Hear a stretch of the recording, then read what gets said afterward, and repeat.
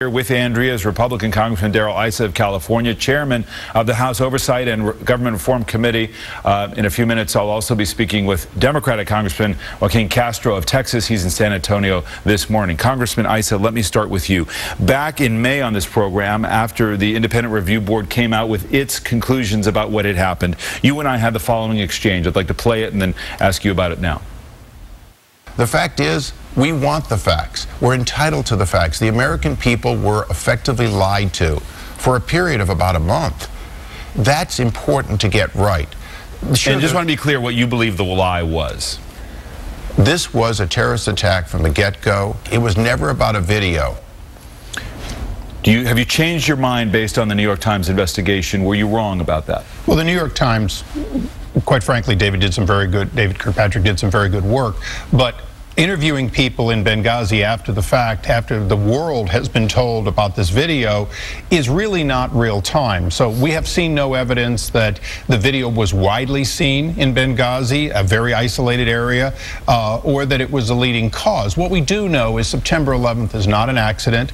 These are terrorist groups, some of them linked to or self-effacing or self-claimed as Al-Qaeda linked. But I think David made before I go on, I wanted to make a very good point that David put out. Look, it is not about Al-Qaeda as the only terrorist organization, any more than Palestinian Islamic Jihad or Hamas or Hezbollah. But you said repeatedly that it was Al-Qaeda, and the reason that matters is that you and other critics said the president specifically won't acknowledge it's Al-Qaeda because it's an election year, and he wants to say that after bin Laden, it's been decimated and would make him look bad if it were Al-Qaeda. Al-Qaeda is not decimated, and there was a group there that was involved that is linked to Al-Qaeda. What we never said, and I didn't have the security look behind the door, that's for other members of Congress, of what the intelligence were on the exact correspondence with Al-Qaeda, that sort of information. Those sources and methods I've never claimed. What I have claimed, and rightfully so, is Ambassador Stevens and others alerted well in advance that they had a security threat, including, of course, the two attempts to kill the ambassador, the British ambassador, the closing down of these facilities, and so on. On the day that the ambassador was killed, he said it was in a cable. It was not a question of when or if, but when there'd be an attack. So we had warning beforehand, and we, instead of increasing security, reduced security. Right. During the attack, 8.5 hours, we didn't launch so much as one F-16. There's a lot of questions about not what the military capability is today, which has been improved, but what the military capability and response was there and why there wasn't a greater attempt. But when you... And then lastly, there was this clear attempt, and Andrea said it very well, there was an attempt to put a bright spot, and maybe it was to cover up CIA activities, but they went out on 5 stations and told a story that was at best a cover-up for CIA, and at worst something that cast away this idea that there was a real terrorist operation in Benghazi. And by the way, there's nobody from the U.S. government in Benghazi today. It is too dangerous to go there. Andrea, question on this?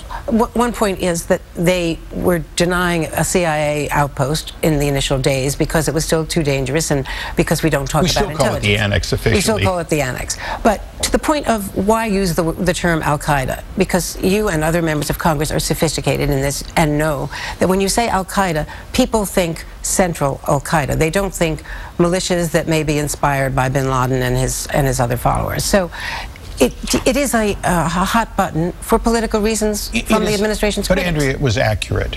There is a group that was involved that claims an affiliation with Al-Qaeda.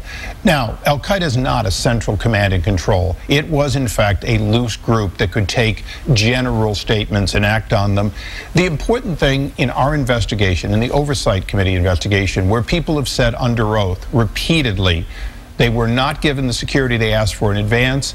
They can't understand why there were not clear attempts to help them during those 8.5 hours. All right, but these are separate issues, Chairman. And then afterwards, the facts were not properly stated. The key question is, do you stand by that the administration lied about who was behind it and what initially happened, given this reporting? I think David Kirkpatrick very clearly says that the statements made were false and misleading. He says that in this report. I don't have to state anything. I'll stand, quite frankly, behind what the Kirkpatrick... Misleading based on the amount of information they had at the time. Isn't there a distinction between fog of war and an attempt to deceive?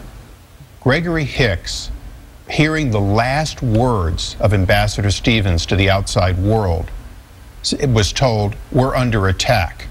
And under oath, when asked if the ambassador had seen a protest or anything else earlier, would he have reported it? He said, of course, yes.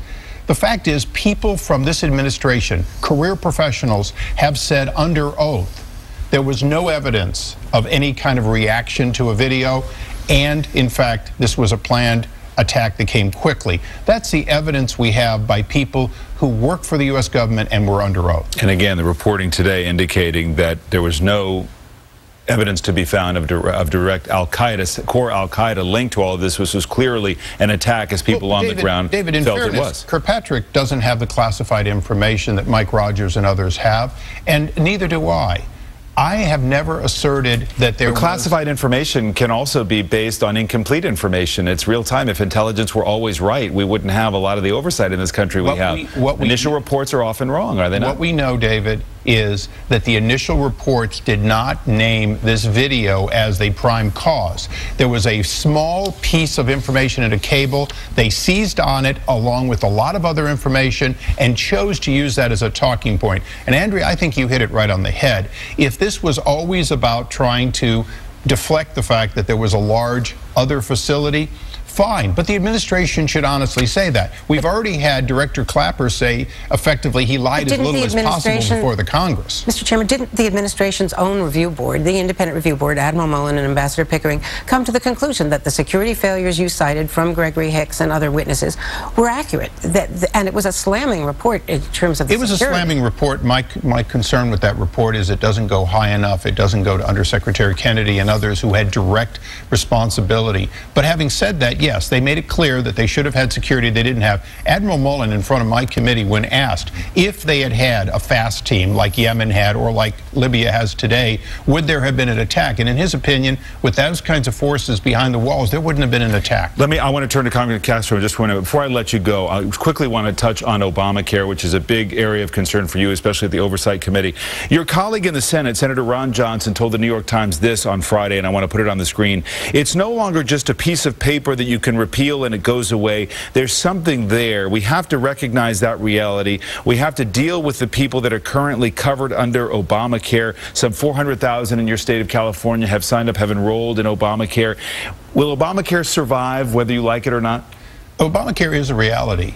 Unfortunately, it's a failed program that is taking a less than perfect health care system from a standpoint of cost and making it worse. So the damage that Obamacare has already done and will do on January 1st, 2nd, and 3rd will have to be dealt with as part of any reform. Some of these things that the administration talks about as good are in fact large expansions in Medicaid. The fact that people well into the middle class are going to get subsidies is going to cause them to look at health care differently. Health care sort of in a third world way of, do we get subsidies from the government for our milk, for our gasoline, and, oh, by the way, for our health care? So as Americans, we're going to have to ask the question of, have we done anything to drive down the cost of health care? The answer obviously is no. We're going up. Are we making it more affordable with government subsidies? Yes, but are government subsidies the answer, or do we really need to look at the cost drivers of health care to get effective health care delivered at an affordable price, which was the stated goal of the Affordable Care Act? All right, Congressman Issa, thank you very much. A lot to get to this morning. Would have loved even more time on health care, but we're out of time this morning. NSA next time. You'll come back at NSA as well. Thank you very much.